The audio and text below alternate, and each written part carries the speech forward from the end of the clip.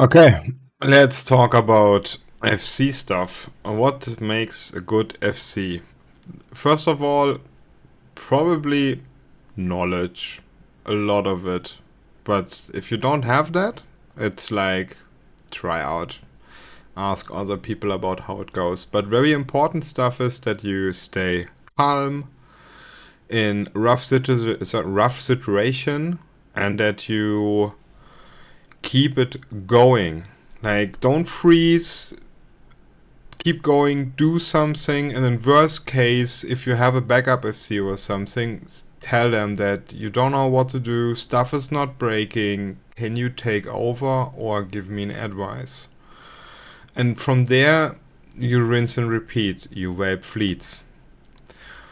Before you're leading a fleet into the Nirvana, you're thinking about the doctrine, a fleet composition, what you want to do, what you want to have as a fight, where you want to fight, like a ESS fight, a kite fight in a Dead Space pocket, or hunting Ishtars, or hunting a Warcrawl, is all different, and there is no ship which can do all of that.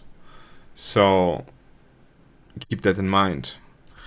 Once you have figured out your doctrine, let's say you go 100 MN ESS stabbers with some Ospreys, for example, because you decided of shield, you already know that outside the ESS, everything which is with kiting or something, you will horrible lose. But if you catch somebody on gate in the wrong moment, that's actually your PvP spot. You can kill them because you have a lot of close range DPS. Then again, if there's something facing you which is faster, agile, or is countering you, there's no reason you need to engage. There's always the way to disengage and do something different. In worst case, you filament out and have a backup plan. So, now your doctrine, now your play fields where you can fight, and from there it's a numbers game. You don't need to know, do I have enough DPS, do I have enough logi? If they have 4 logis and you have 4 logis, then it sounds like similar and you can have a great something. If they have 10 logis and you only have 2 logis, then you may consider that you should have a lot more DPS to break them.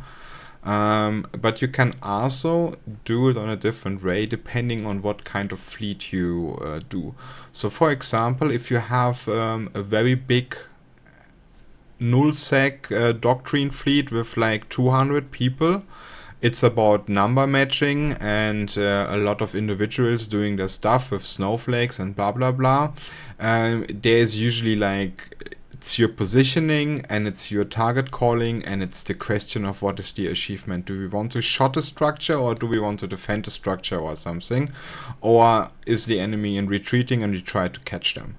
On the other side, if you do a small gang, for example, with some, let's say, interceptors or something, then you can rely on that everybody is doing a little bit of their own flying. Same if you go like desis or kiting ships. You just give out a direction you want to go, like, hey, align to sun, and we try to kite them into sun, and then let's see how long we can take it. So Logi is communicating and say like, yeah, I'm holding. Somebody else is like, I get heavy shots from the Wagura, which then it's in respawn, please get your transversal up, so you get the new alignment out of the sun to somewhere else. And that's about the knowledge about, I have my kiting comp, I know they can shoot 80 kilometers, and that's the way what they can do. If you don't know that and you just go blue-eyeing with a kitchen sink or something, it's the same thing. People fly their own. The only thing what you do is like coordinate the target calling, so all of them shooting the same target. Because if you split fire, then stuff is not dying. But this is the one-on-one on FC stuff you already know.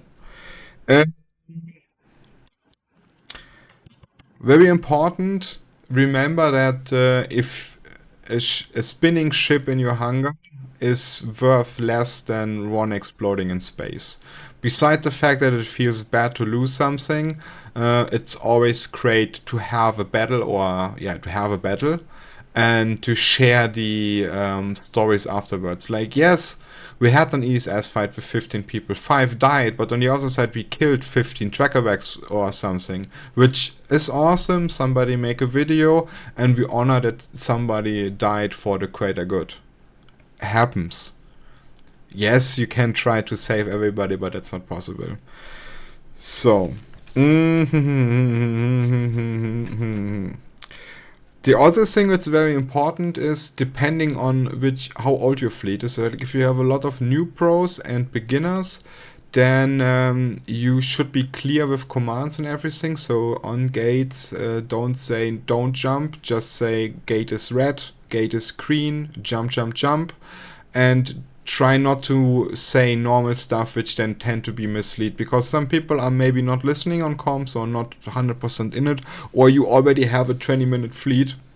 Then it's very important that you give like very clear commands and instructions, and people stick to it. If you get the response that people get tired by doing mistakes and stuff like that, and depending on which kind of ships you are, try to slowly move it home, but you can always ask. Do some chatting, that's also important. If the fleet is super silent, you do some chatting, talk about some stuff, let them X up in fleet for like, do you like Alente, do you like Caldari? If you filament, for example, you can let them guess the region and hand out 50 mil, for example. Just make it a little bit more exciting with everybody.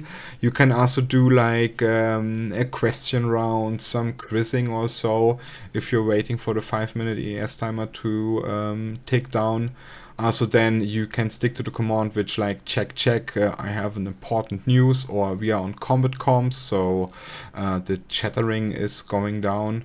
And overall, is it like, if you have the kind of nice talking, not too long talking, so my talking is definitely too long, but it's nice to listen to you, and you have nice ideas of fleets or something, and it's always fun to fly with you, then people will come and also happy to web ship with you, and they will also happy to web ships in a higher price class.